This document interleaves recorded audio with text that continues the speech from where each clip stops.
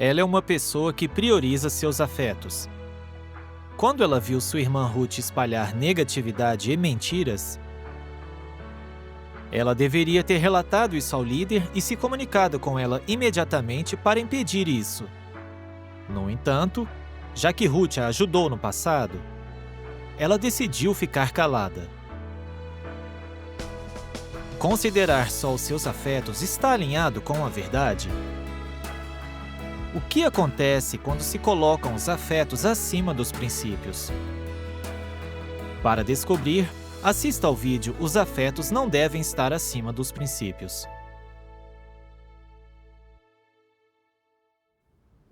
Há uns 6 meses, Ruth e eu cumpríamos nossos deveres no grupo. Ruth era culta, com calibre bom e era muito habilidosa. Era valorizada pelo grupo. Quanto a mim, de qualquer forma, eu sempre ficava aquém. Eu falhava e era exposta com frequência. Mas Ruth nunca me menosprezou. Ela sempre me consolava e encorajava. Sempre que tinha algo em mente, ela conversava comigo, o que me comovia muito e me fez vê-la como uma amiga próxima. Embora eu soubesse que o caráter dela era um tanto arrogante e que não aceitava sugestões facilmente, por meus sentimentos por ela, nunca mencionei esses problemas. Achava que todos tinham um caráter corrupto e que isso não se resolveria rápido. Por um tempo, deparei com um problema após o outro no dever. Quando eu estava prestes a desistir, Ruth colaborou ativamente comigo e me ajudou com meus problemas técnicos. Vi alguns resultados em meu dever e senti um alívio. Por me ajudar a passar por essa crise, parecia que Ruth sentia compaixão por mim e fiquei muito grata a ela. Depois ela se tornou líder. Fiquei muito feliz por ela, encorajando-a com frequência. Uma noite, quando me preparava para dormir, Ruth me enviou uma mensagem, dizendo que foi dispensada e que estava triste. Ao conversar com ela, descobri que foi denunciada por alguns dos irmãos. O líder leu os detalhes da denúncia para ela, mas a Ruth não conseguia aceitar isso. Por exemplo, eles diziam que ela sentia um forte desejo por status. E embora ela admitisse que valorizava isso, negava que isso fosse um forte desejo. A denúncia dizia que ela não cooperava em harmonia nem fazia trabalho prático, e que quando as coisas não aconteciam do seu jeito, ela interrompia o trabalho da igreja. Ela admitia que tinha alguns problemas no dever, mas que não eram tão sérios. Enquanto se queixava, ela começou a chorar. Então ela não aceitou nada do que a denúncia dizia. Correto. Ela disse que essa denúncia só a representava como uma pessoa ruim, que tinha preconceitos contra o líder e contra aqueles que a denunciaram, achando que o líder só ouvia um lado. Ela disse que, embora tivesse problemas, ninguém lhe comunicou isso para a ajudar e que sua dispensa repentina tinha sido injusta. Ao contar isso, mais injustiçada se sentia. Vê-la tão triste assim me deixou um pouco chateada. E enquanto a consolava, eu pensei: será que as alegações da denúncia são mesmo tão exageradas? Será que ela foi dispensada injustamente? Então, de repente, ela disse algo que me incomodou muito. Ela disse: ao meu ver, essa denúncia é igual a uma da Revolução Cultural. Eles só jogam um monte de acusações em cima de mim para me difamar. Meu coração deu um salto. Achei muito estranho ela dizer isso. Ser denunciada e dispensada era muito sério. Mas Ruth não refletia sobre si e nem aprendia nenhuma lição. Ela até comparou a denúncia com as do Partido Comunista Chinês. Achava que tentavam puni-la. A natureza disso era muito séria. Sim. Na igreja, denúncias são sempre investigadas e verificadas. E a dispensa de qualquer líder se baseia na verdade e nos princípios, não nos caprichos de alguém. Correto. Ela não refletia sobre si e achava que tentavam puni-la. Isso não é aceitar a verdade, isso é ódio. Sim. Lembrei-a de não dizer esse tipo de coisa e que ela deveria refletir sobre si. Mais tarde, ouvi de seus parceiros que, como líder, ela não fez trabalho prático nem cooperou amigavelmente, que raramente cuidou do trabalho sob sua responsabilidade. Quando o líder verificou seu trabalho e encontrou problemas, ele lidou com ela, mas ela resistiu e não aceitou. E jogou a culpa nos outros e até abandonou as suas responsabilidades. Essa informação me deu a certeza de que o conteúdo da denúncia era verdadeiro.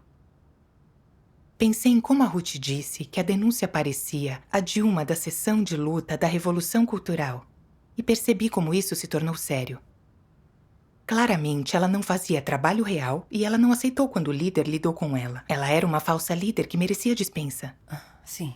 Mas não refletiu sobre si mesma e comparou o relatório legítimo a uma denúncia do Partido Comunista Chinês.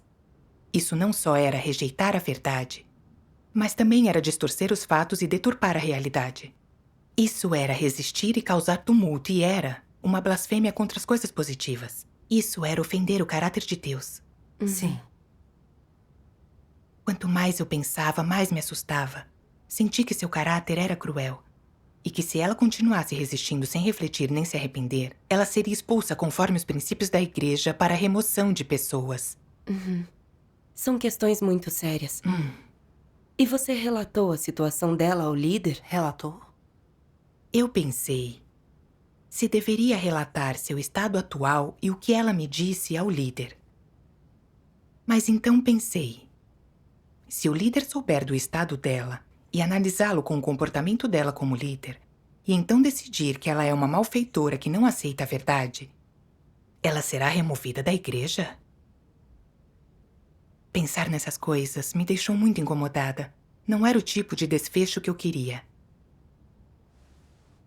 Também pensei em todos os momentos que tínhamos compartilhado, em como Ruth foi boa comigo e que eu deveria tentar ajudá-la mais. Se ela soubesse que eu relatei ao líder tudo o que ela me confidenciou, ela ficaria muito magoada. Ela me disse tudo isso porque ela confiava em mim. E seria cruel da minha parte se eu a denunciasse ao líder. Fiquei remoendo a questão, incapaz de abrir a boca. Pensei que fazer isso seria trair uma amiga e pareceria inescrupuloso. E assim, não levantei seu problema com mais ninguém. Sempre que dava, eu lhe enviava uma mensagem para saber como estava, ou mandava as palavras de Deus. Eu esperava que ela fosse capaz de modificar seu estado incorreto e cumprir bem o seu dever. Embora estivesse protegendo nosso relacionamento, eu não me sentia à vontade. Eu sabia que seus problemas eram sérios, mas eu não dizia nada. Eu não estava protegendo ela? Sim. Eu me sentia toda enroscada por dentro. Sem dizer nada, minha consciência me acusava. Se eu me pronunciasse, eu a decepcionaria. Tudo isso estava me afetando muito e eu não sabia o que fazer. Então orei a Deus pedindo que Ele me guiasse a entender a sua vontade nessa questão e a encontrar uma senda de prática. Um dia li algumas palavras de Deus.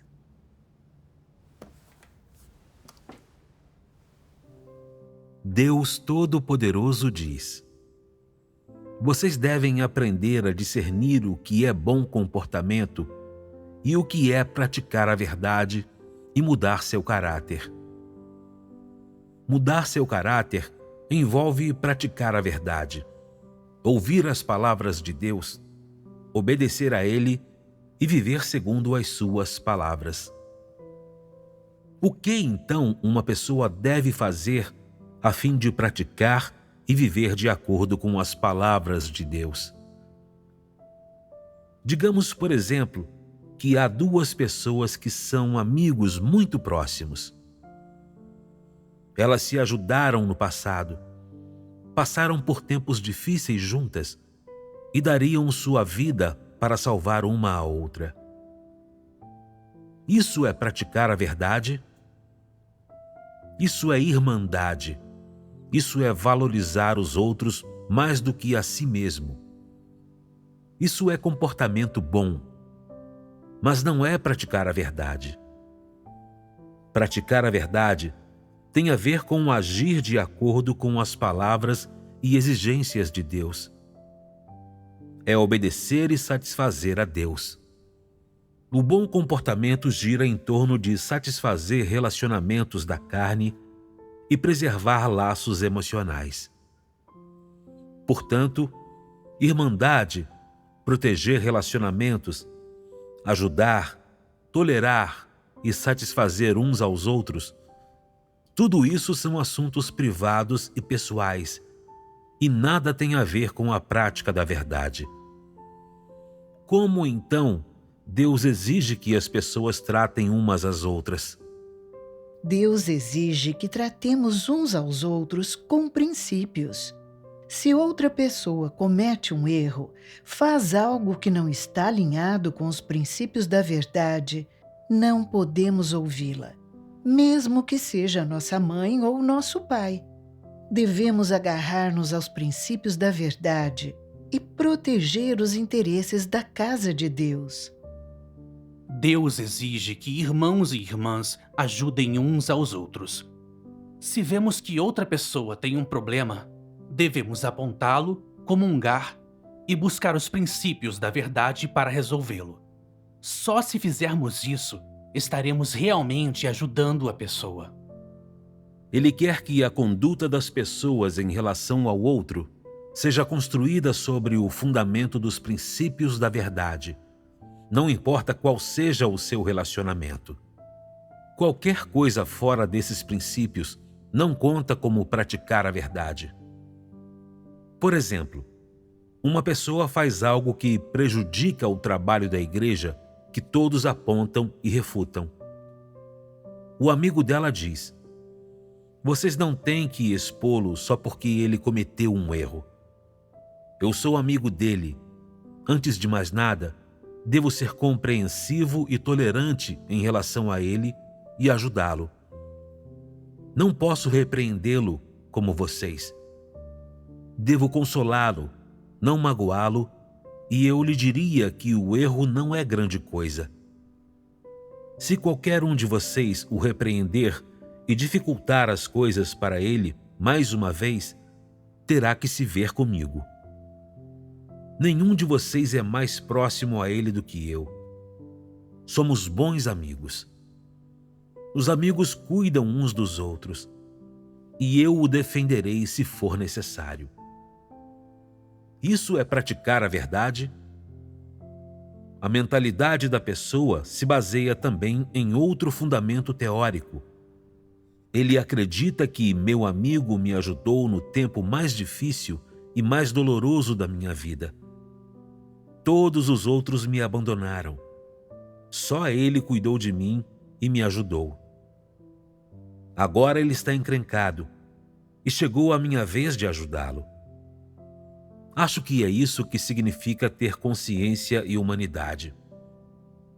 Como vocês podem se chamar de humanos se vocês acreditam em Deus, mas não têm nem mesmo esse tantinho de consciência? Isso não transforma sua fé em Deus e sua prática da verdade em palavras vazias? Essas palavras soam como se estivessem certas.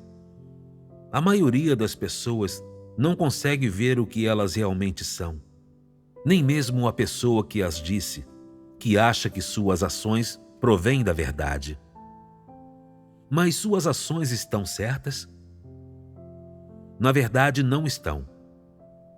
Olhe mais de perto, e cada palavra que ele diz tem sua origem em ética, moral e consciência. De acordo com as medidas da ética humana, essa pessoa é conscienciosa e sincera. Defender seu amigo desse jeito faz dele uma pessoa boa. Mas alguém sabe qual caráter e qual essência estão por trás dessa pessoa boa? Ele não é um verdadeiro crente em Deus. Em primeiro lugar, quando algo acontece, ele não vê a situação de acordo com as palavras de Deus. Ele não busca a verdade nas palavras de Deus, mas em vez disso, decide ver a questão de acordo com a moral e a ética e as máximas de vida de um incrédulo.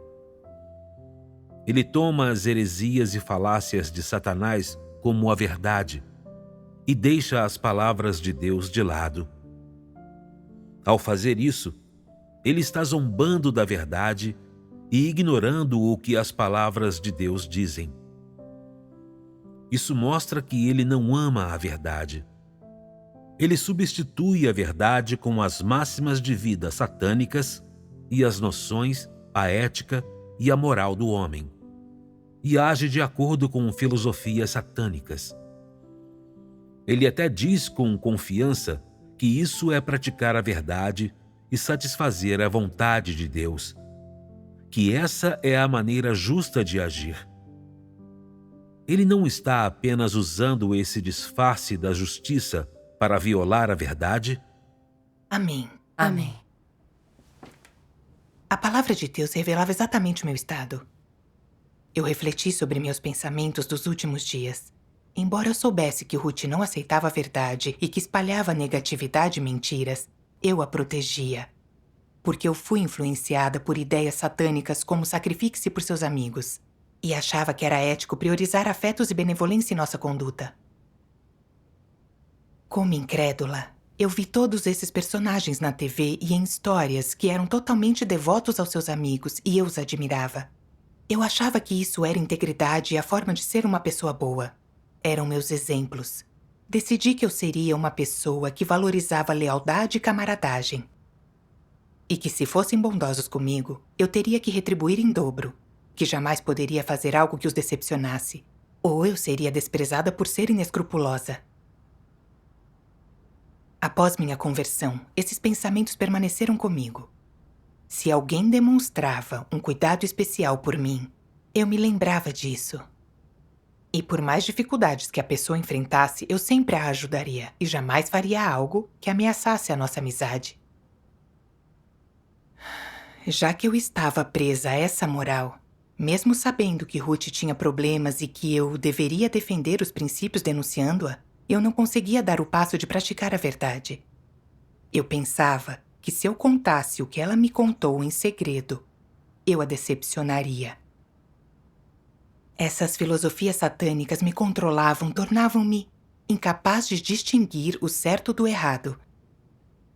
Quanto mais refletia, mais eu via como eu tinha sido tola e confusa. Embora acreditasse em Deus e lesse sua palavra, eu ainda confiava em filosofias satânicas. Vi que eu era lastimável e que eu não tinha as realidades da verdade. Sim.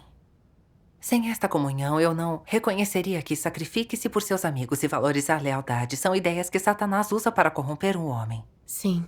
É preciso ter princípios ao valorizar afetos. Correto. Sim. Continuei lendo a palavra de Deus.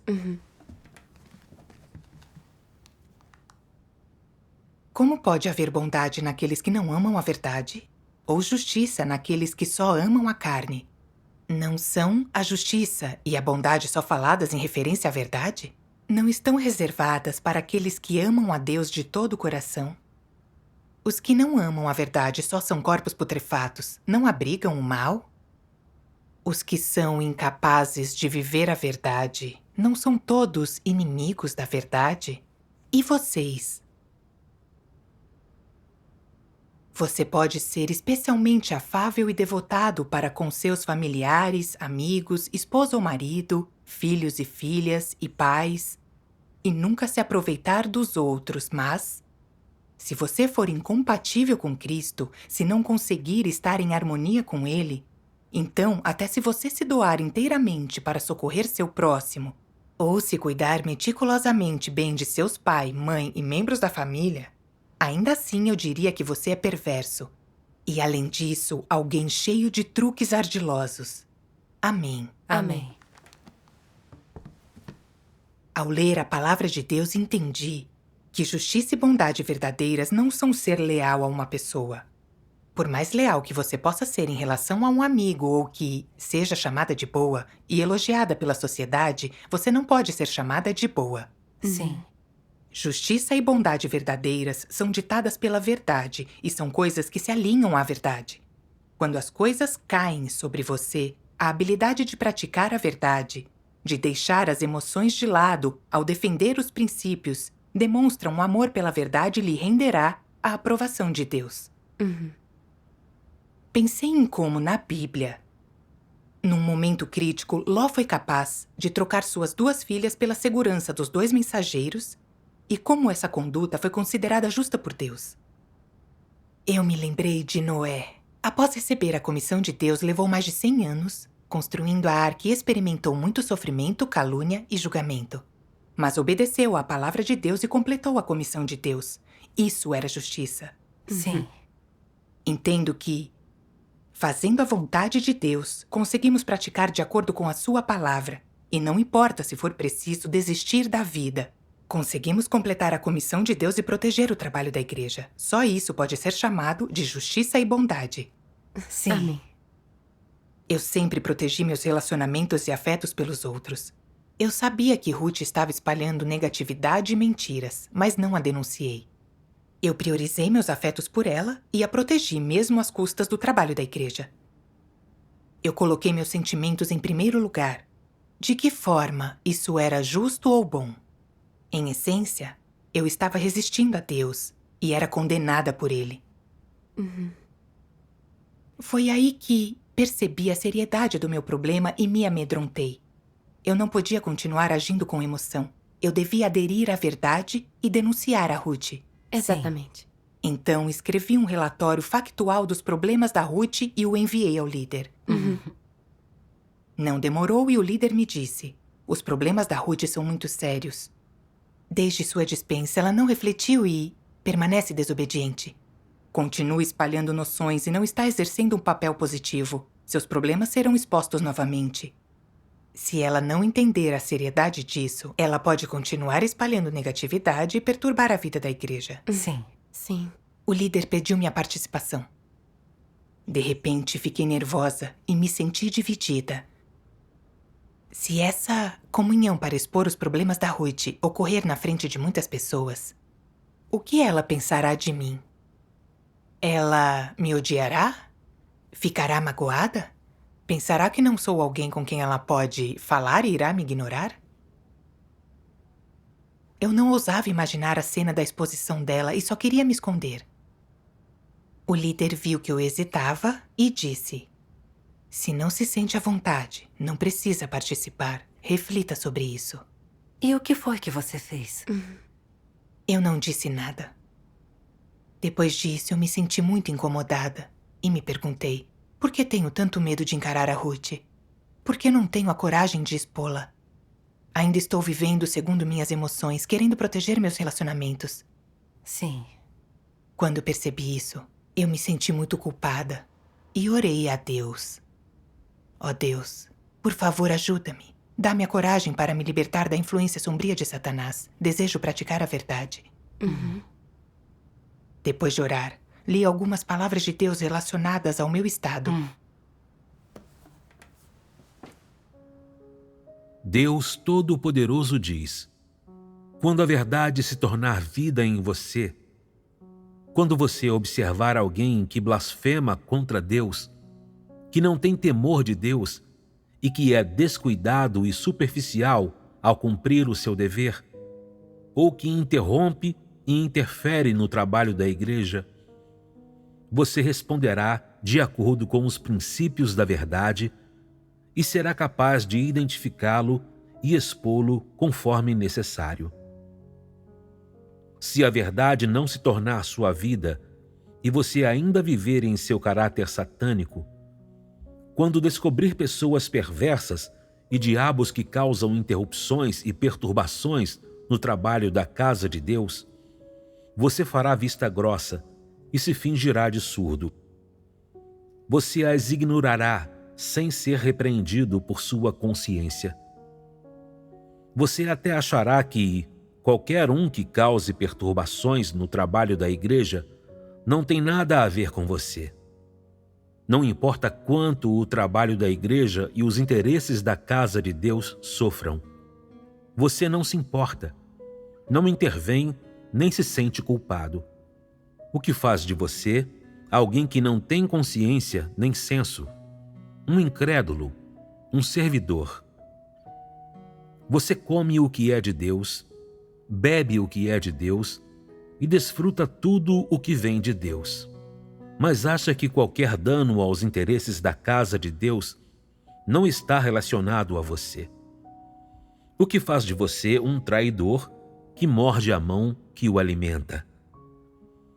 Se você não protege os interesses da casa de Deus, você é mesmo humano? Isso é um demônio que se insinuou na igreja. Você finge acreditar em Deus, finge ser um escolhido e quer se aproveitar da casa de Deus. Você não vive a vida de um ser humano e é claramente um dos incrédulos. Se você for alguém que realmente acredita em Deus, mesmo que ainda tenha que ganhar a verdade e a vida, no mínimo, você falará e agirá ao lado de Deus. No mínimo, você não ficará parado ao ver que os interesses da casa de Deus estão sendo comprometidos. Quando tiver o desejo de fazer vista grossa, você se sentirá culpado e incomodado e dirá para si mesmo: eu não posso ficar sentado aqui e não fazer nada. Devo me levantar e dizer algo. Devo assumir a responsabilidade. Devo revelar esse comportamento maligno. Devo impedir isso para que os interesses da casa de Deus não sejam prejudicados e a vida de igreja não seja perturbada. Se a verdade se tornou sua vida, você não somente terá essa coragem e determinação e será capaz de entender completamente a questão, mas também cumprirá a responsabilidade que tem para com a obra de Deus e com os interesses de sua casa, e assim seu dever será cumprido. Na igreja, permaneça firme em seu testemunho de mim. Sustente a verdade. O certo é certo e o errado é errado. Não confunda preto com branco. Você entrará em guerra com Satanás e precisa vencê-lo completamente para que ele nunca mais se erga de novo. Você deve dar tudo o que tem para proteger meu testemunho.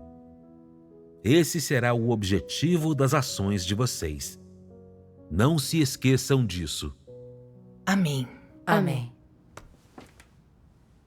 A leitura da palavra de Deus me comoveu e me envergonhou. Pensei em meu comportamento recente. Eu era o tipo de pessoa que Deus expunha. Era traiçoeira, não protegia o trabalho da igreja e abandonava a verdade. Eu sabia que a Ruth não tinha refletido sobre si nem se arrependido após sua dispensa, e que ela até odiava aqueles que a denunciaram. Eu sabia que ela espalhava noções e que resistia, que já expôs a natureza de estar farta da verdade e de odiá-la. Ela era uma malfeitora. Sim. Se uma pessoa que obedecia à vontade de Deus e tinha senso de justiça visse esse comportamento, ela protegeria o trabalho da igreja e impediria as ações de Satanás. Ela não permitiria que a vida ou o trabalho da igreja fosse perturbado. Sim. Mas mesmo com meu conhecimento direto dos fatos, eu hesitava, vacilava e não ousava expor a Ruth pelo afeto que tínhamos uma pela outra. Nesse momento crucial, eu não considerei o trabalho da igreja nem busquei os princípios da verdade. Continuei obedecendo a filosofias satânicas, priorizando amor e afetos juntamente com o diabo, ficando do lado dele ao proteger uma malfeitora. A essência dessa minha conduta era maligna. Diante da verdade, todas as minhas ações eram irresponsáveis. Quanto mais eu ponderava a palavra de Deus, mais claro era meu problema. Também pensei em como Deus me escolheu para vir à casa dele e como ele tinha me guiado continuamente. Ele me deu a chance de buscar a verdade e ser salva. Mas no momento crucial, eu não obedeci à sua vontade e decidi proteger Satanás. Eu estava enganando e traindo a Deus. Eu decepcionava a Deus. Eu não podia continuar priorizando meus sentimentos. Não importa se ofende pessoas. Violar a verdade e ofender a Deus mostra falta de humanidade. Sim. Lembrei-me da palavra de Deus.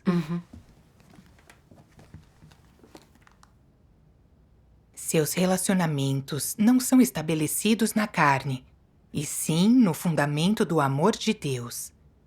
Quase não há interações carnais, mas no espírito há comunhão, amor mútuo, conforto mútuo e provisão de um para o outro. Isso tudo é feito sobre o fundamento de um coração que satisfaz a Deus. Esses laços não se mantêm confiando-se em uma filosofia humana, mas são formados muito naturalmente por carregar um fardo por Deus. Não requer esforço humano, só sua prática, conforme os princípios da palavra de Deus. Amém. Amém. A palavra de Deus me mostrou que relacionamentos interpessoais não deveriam ser conduzidos com filosofias seculares. As pessoas devem viver pela palavra de Deus, comunicar-se mutuamente sobre questões da entrada na vida, ser capaz de comunicar, supervisionar e alertar os outros quando eles violam os princípios ou trilham a senda errada, e ser capaz de expor os que perturbam o trabalho da igreja. As pessoas devem interagir com base nesses princípios. Correto. Diante dos problemas da Ruth, eu priorizei meus sentimentos. Isso era irracional e não estava alinhado com a verdade. Eram as ações de uma incrédula. Sim. Deixei de me sentir dividida e tive a coragem de praticar a verdade. Graças a Deus. Você não ficará constrangida se entender a verdade. Correto. Depois, li as palavras de Deus que expunham os danos de ideias da cultura tradicional como sacrifique-se pelos amigos e meu coração se iluminou. Deus Todo-Poderoso diz: nascido numa terra tão imunda, o homem vem sendo gravemente empesteado pela sociedade, influenciado pela ética feudal e instruído nos institutos da mais elevada aprendizagem. O pensamento retrógrado, a moralidade corrupta, a visão mesquinha da vida, a filosofia de vida desprezível, uma existência absolutamente sem valor, estilo de vida e costumes depravados. Todas essas coisas foram severamente introduzidas no coração do homem e atacaram e comprometeram gravemente a sua consciência. Como consequência, o homem está cada vez mais distante de Deus e cada vez mais se opõe a Ele. O caráter do homem se torna mais depravado a cada dia que passa e não há uma única pessoa que, de boa vontade, abra mão de alguma coisa por Deus. Não há uma só pessoa que, de boa vontade, obedeça a Deus, nem, sobretudo, nenhuma só pessoa que, de boa vontade, busque a aparição de Deus. Em vez disso, sob o império de Satanás, o homem não faz outra coisa senão buscar o prazer, entregando-se à corrupção da carne na terra da lama. Satanás fabricou e inventou muitas histórias populares ou histórias que aparecem nos livros de história, deixando as pessoas com profundas impressões de figuras culturais ou supersticiosas tradicionais.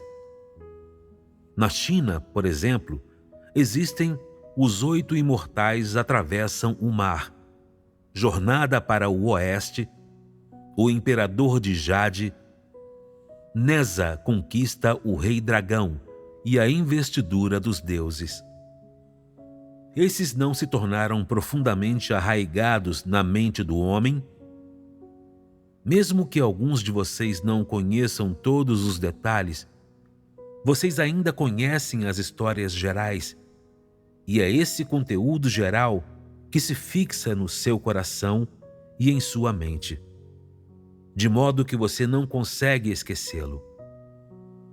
Essas são várias ideias ou lendas que Satanás preparou para o homem há muito tempo e que foram disseminadas em diferentes momentos. Essas coisas prejudicam e corroem diretamente a alma das pessoas e põem as pessoas debaixo de um feitiço após o outro. Isso quer dizer que, uma vez que você aceitou tal cultura tradicional, tais histórias ou coisas supersticiosas, uma vez que elas são estabelecidas na sua mente e uma vez que elas são incutidas em seu coração, então é como se você estivesse enfeitiçado. Você começa a ser enredado e influenciado por essas armadilhas culturais, essas ideias e histórias tradicionais. Elas influenciam a sua vida, sua perspectiva de vida e seu julgamento das coisas. Influenciam ainda mais a sua busca pela verdadeira senda da vida. Isso sim é um feitiço maligno. Por mais que tente, você não consegue se livrar delas. Você as corta, mas não consegue abatê-las. Você bate nelas, mas não consegue derrubá-las. Além disso, depois que as pessoas são colocadas inadvertidamente sob esse tipo de feitiço, elas, sem o saber, começam a adorar a Satanás, fomentando a imagem de Satanás em seu coração. Em outras palavras, elas estabelecem Satanás como seu ídolo, um objeto para adorar e admirar, chegando ao ponto até de considerá-lo como Deus. Sem que as pessoas o saibam, essas coisas estão no coração delas, controlando suas palavras e ações. Além disso, primeiro você considera essas histórias e lendas como falsas, mas então, sem saber, reconhece sua existência, fazendo delas figuras reais e transformando-as em objetos reais existentes. Sem ter consciência disso, em seu subconsciente, você recebe essas ideias e a existência dessas coisas. Subconscientemente, você também recebe diabos, Satanás e ídolos dentro da sua própria casa e no seu coração. Isso é de fato um feitiço. Amém. Ao ler a palavra de Deus, eu entendi que as palavras transmitidas pelos assim chamados antigos santos e sábios e as ideias transmitidas pelas histórias clássicas que influenciaram uma geração após a outra, vêm todas de Satanás. Satanás tem usado essas palavras e ideias para controlar a humanidade. Essas ideias já estão enraizadas no coração do homem, e sua influência é profunda. Sim. Como a ideia de que devem sacrificar-se por amigos. Isso é honrado como valorização da lealdade, como se arriscar sua vida por alguém fosse nobre. Quando as pessoas aceitam esse tipo de ideia, elas têm que ajudar os amigos se eles agirem certo ou errado, até a ponto de arriscar sua vida para ajudá-los. Isso não tem princípios e não distingue o certo do errado. Mesmo que seu amigo faça algo errado, as pessoas precisam protegê-lo. E isso é visto como justo e leal. Isso é ilógico, é agir pela paixão. Sim. Eu já não acredito que valorizar lealdade seja algo elevado. Sinto que as pessoas com essa mentalidade são patéticas. Sua vida e sua morte não têm significado. É como as coisas são.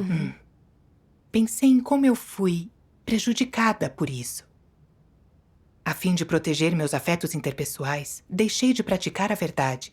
Até achei que estava sendo leal e que eu tinha humanidade boa. Como eu fui tola.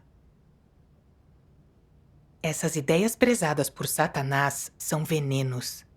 Elas me confundiram sobre o que é certo ou errado. Não consegui distinguir o positivo do negativo. Elas me bitolaram e distorceram a mente. Sim. Elas me impediram de ter relações interpessoais normais. Eu me lembrei da palavra de Deus. A causa fundamental dos caracteres corruptos surgirem no homem é o engano, a corrupção e envenenamento feitos por Satanás. E ele sofre o odioso dano que Satanás tem infligido ao pensamento do homem e à sua moralidade e sentido. É precisamente porque as coisas fundamentais do homem foram corrompidas por Satanás e são diferentes de como Deus as criou originalmente, que o homem se opõe a Deus e não pode aceitar a verdade. Amém. Amém. Antes, eu só admiti em teoria que eu tinha sido corrompida por Satanás a ponto de perder a humanidade. Mas eu não entendia onde a corrupção profunda do homem se manifestava. Agora entendo isso um pouco melhor. Os venenos de Satanás e as ideias da cultura tradicional já se tornaram a natureza do homem. Eles pisotearam e distorceram os pensamentos do homem. E o homem perdeu sua humanidade e pensamentos normais. Todos os seus pensamentos resistem a Deus e violam a verdade. Correto. Sem as verdades expressadas por Deus Todo-Poderoso em sua obra de salvação, que dissecam cada uma dessas filosofias seculares, venenos satânicos e a essência da cultura tradicional, como eu entenderia essas coisas? Eu só teria sido corrompida ainda mais por Satanás. Graças a Deus pela revelação da sua palavra. Sem ela, seríamos prejudicadas por essas filosofias satânicas para sempre. Correto. Senti ainda mais que só a palavra de Deus é a verdade. E que só a palavra de Deus pode mudar e salvar as pessoas. A palavra de Deus é tão preciosa. Amém. A cultura tradicional e essas filosofias satânicas corrompem e prejudicam as pessoas. Só se elas buscarem a verdade na palavra de Deus, virem as coisas e agirem de acordo com a palavra de Deus, a razão das pessoas pode se tornar mais normal. Correto. Alguns dias depois, o líder chamou a Ruth. Eu falei sobre todos os problemas que eu vi nela. Eu me senti calma enquanto a expunha. Eu sabia que fazer isso estava alinhado com a verdade.